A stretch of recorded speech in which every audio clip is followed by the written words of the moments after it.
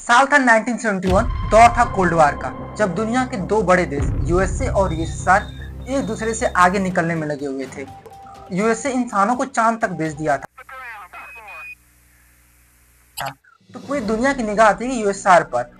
और यूएसएसआर ने वह किया जो अब तक कोई सोचा नहीं था। यूएसएसआर ने 19 अप्रैल 1971 के दिन दुनिया का पहला स्पेस स्टेशन सैल्यूट 1 को लॉन्च करता है।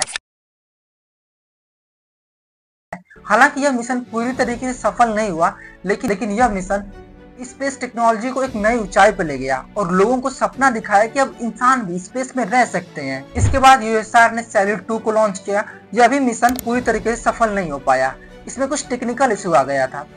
यूएसएसआर के लगातार 2 अटेम्प्ट के बाद यूएसए भी अपना पहला स्पेस स्टेशन स्काई लैब को लॉन्च करता है और यह मिशन सफल रहा था। इसमें एस्ट्रोनॉट 84 दिन रहकर करीबन 300 एक्सपेरिमेंट करते हैं। 6, 5, 4, 3, 2, 1, 0। और इसके बाद यूएसएसआर भी कई स्पेस स्टेशन को लॉन्च करता है, कुछ मिलिट्री पर्पज से तो कुछ रिसर्च पर्पज से।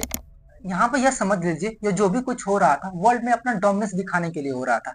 यूएसए अपना डोमिनेंस दिखाना चाह रहा था और यूएसएसआर अपना, लेकिन इससे दुनिया का फायदा हो रहा था। कोल्ड वार के दौरान टेक्नोलॉजी का एडवांसमेंट बहुत तेजी से हुआ, खासकर स्पेस टेक्नोलॉजी का। लेकिन 1991 में यूएसएसआर का ब्रेकडाउन होता है और यूएसएसआर 15 छोटे बड़े देशों में टूट जाता है और कोल्ड वार खत्म हो जाता है। इस पर किसी सेपरेट वीडियो में बात करेंगे। अब बात करते हैं दुनिया का सबसे महंगा और बड़ा प्रोजेक्ट आईएसएस यानी इंटरनेशनल स्पेस स्टेशन के बारे में। देखिए 1984 में US president Ronald Reagan state of union को एड्रेस करते हुए कहते हैं कि आने वाले डिकेड्स यानी आने वाले 10 सालों में नासा $8 बिलियन का स्पेस स्टेशन स्पेस में स्टेब्लिश करेगा। Tonight, I am directing NASA to develop a permanently manned space station and to do it within a decade. और इसमें फॉरेन स्पेस एजेंसीज को भी इनवाइट किया जाएगा, जिसमें 11 कंट्रीज थी, जापान, कनाडा और 9 यूरोपियन कंट्रीज थी। सब कुछ फाइनलाइज्ड होने के बाद 28 सितंबर 1988 के दिन प्रेसिडेंट रीगन इस स्पेस स्टेशन को बनाने की अनुमति दे देते हैं और इसका नाम फ्रीडम रखा जाता है।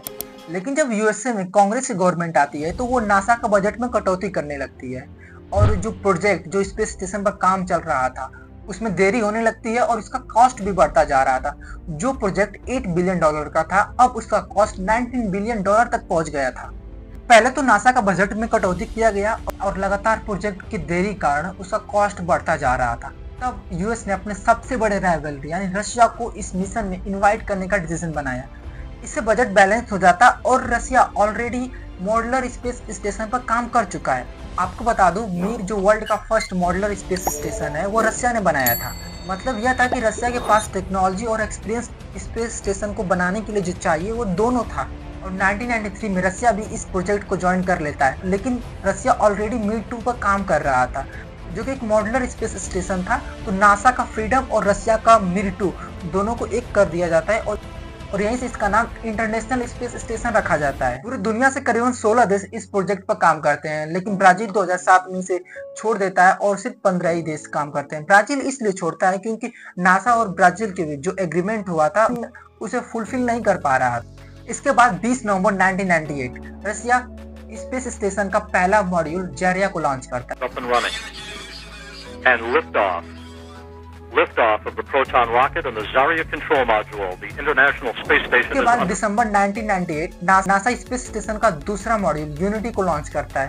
यह प्रोजेक्ट 1998 में स्टार्ट होता है और 2011 में कंप्लीट होता है। ये स्पेस स्टेशन एक फुटबॉल ग्राउंड इतना बड़ा है और ये इंसानों द्वारा बनाई गई दुनिया का सबसे महंगा वस्तु है, जिसका कॉस्ट $150 बिलियन। यहाँ पर सवाल उठता है कि आखिर आईएसएस की जरूरत ही क्यों पड़ा। देखिए आईएसएस ग्राउंड से करीबन 400 किलोमीटर की दूरी पर स्थित है। यह अर्थ का 28,000 किलोमीटर पर आवर से चक्कर लगाता है और यह 90 मिनट में पृथ्वी का एक चक्कर लगा लेता है और 24 घंटे में पृथ्वी का 16 चक्कर लगाता है। साइंस की भाषा में कहूँ तो ISS continuously free fall condition में है, यानी कि जिस गति से यह पृथ्वी की तरफ गिर रहा है उसी गति से पृथ्वी इससे दूर जाती है और यहाँ पर ग्रेविटी न के बराबर है। इसलिए यहाँ पर जो एक्सपेरिमेंट किए जा सकते हैं वो पृथ्वी पर नहीं किया जा सकता। यहाँ पे यह भी ऑब्जर्व किया जाता है ग्रेविटीलेस कंडीशन में ह्यूमन बॉडी पर क्या इफेक्ट पड़ता है, जो आने वाले कई मिशन में हेल्प करेगा। इसे पृथ्वी क्लाइमेट पर भी रिसर्च करता है। International space station human space technology का एक बहुत बड़ा सिंबल है। और यह आने वाले कई मिशन में योगदान देता रहेगा। कैप्टन शुभांशु शुक्ला भारत के पहले व्यक्ति हैं जो इंटरनेशनल स्पेस स्टेशन में गए हैं और भारत भी एक स्पेस स्टेशन बनाने का प्लान कर रहा है 2035 और 40 के बीच में हो सकता है कि लॉन्च करे, लेकिन ये प्लानिंग स्टेज में, क्योंकि और जब तक इंडियन गवर्नमेंट इसको फंड नहीं करेगा तब तक ये कंप्लीट नहीं होगा।